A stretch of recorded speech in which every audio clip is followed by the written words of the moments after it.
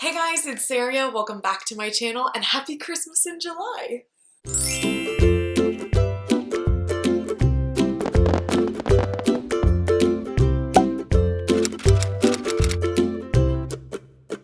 So today's video was a collab organized by my friend Rita over at Enchanted Rita. She asked me and my bestie Erica Diocampo if we wanted to join in for a Christmas in July DIY collab.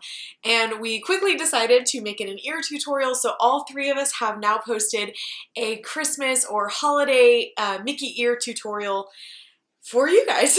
Christmas in July has become kind of a thing, especially amongst social media, so we decided to kind of hop in and do some fun crafting ideas for you guys. I will say that it's kind of not too early to get thinking about this stuff, only because craft stores tend to put out their holiday stuff very early. Like, I know that Hobby Lobby is already starting to put out their Christmas stuff. Like the ears on my head, these little lollipops, they go like that. Every single year they get put out in the summertime, and by September they're gone. I can never find them. So, shout out to these, because if you want to do this ear tutorial, it'll take you like 5 minutes. It's like the easiest ears I've ever made. You can check that video out after you watch these and head to Hobby Lobby and get whatever supplies you need. But today's video is going to be showing you guys how I made a super simple pair of ears. The best part about these ears, in my opinion, is the bow. It looks like a Christmas sweater. I think it's so cute and so holiday inspired.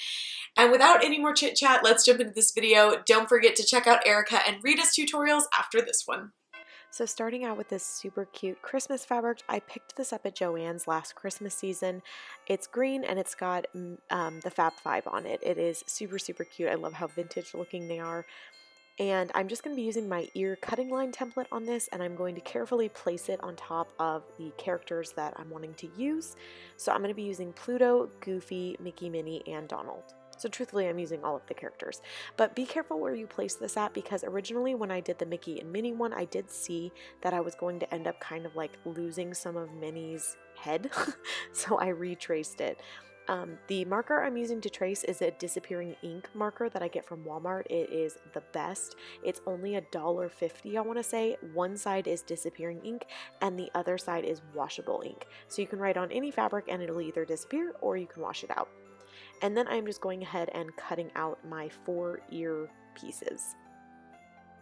Next, I will be cutting out my middle inserts, which I use cardboard for this particular method, and I'm going to be tracing my foam and batting template, which I misplaced at the time, but I already had one of these cut out, so I just went ahead and traced this.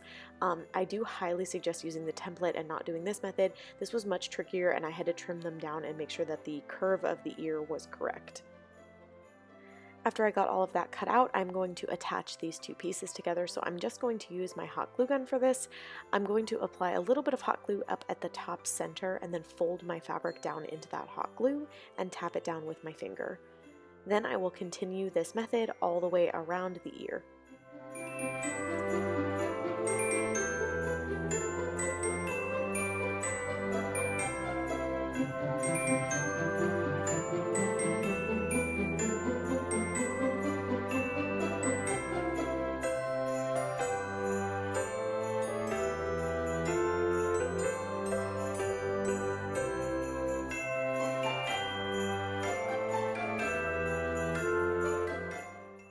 Once I have the ear attached to the cardboard, then I'm going to stuff it using some polyfill foam. I do have other methods for making ears if you guys aren't wanting to stuff it using polyfill, and I will link my DIY ear playlist below.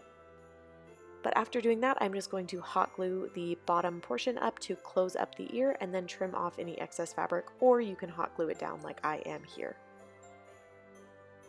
Then I continue this step for all of the other ear pieces and then attach them together. So just think about who you want on the front of the ears versus who you want on the back. I wanted Pluto to be on the front because I was making these for a friend who particularly loves Pluto. So I am putting Donald on the back and Pluto on the front. And then on the other side, I'm going to put Mickey and Minnie on the front and Goofy on the back.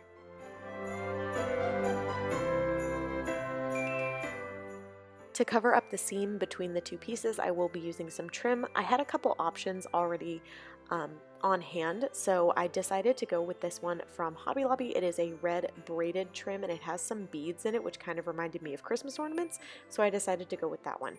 I'm just applying a little bit of hot glue in that little crack that was created, and then I'm tapping down my trim into the hot glue. When you do this, make sure not to use too much because you don't want it to ooze out and make a mess on the edge of your ear. That's kind of the nice thing about that little opening space between these two earpieces is it creates a perfect little cradle for your trim.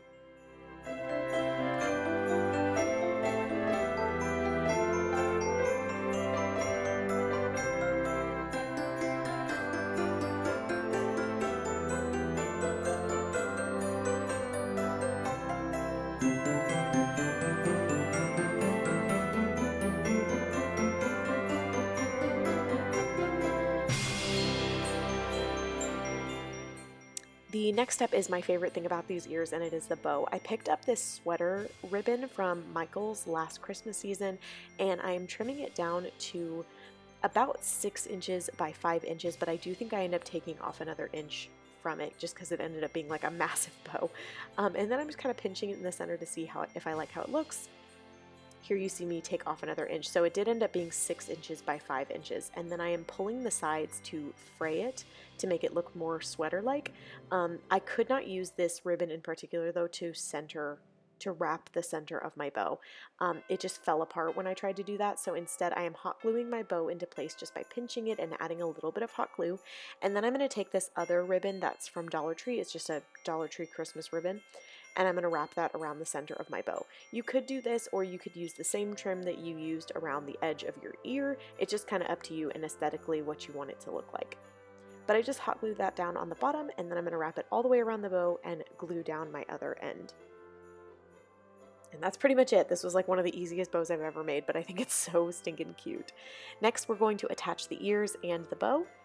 And all you're going to need for that is my ear spacing template or a set of ears that you happen to have on hand. So down below I do have an ear spacing template you can print off. It works really, really well. I misplaced it for this video, so I'm just using a set of ears I have on hand. But I just kind of use that to get the spacing of the first ear, then I move on to the next ear, and then the bow is last. Now after I applied these particular ears, I just felt like they were kind of missing something, so I took that same red beaded trim and I decided to add it along the bottom.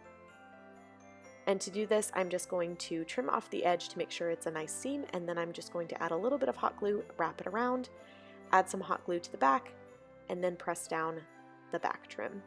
And then I'll repeat those steps on the other ear as well.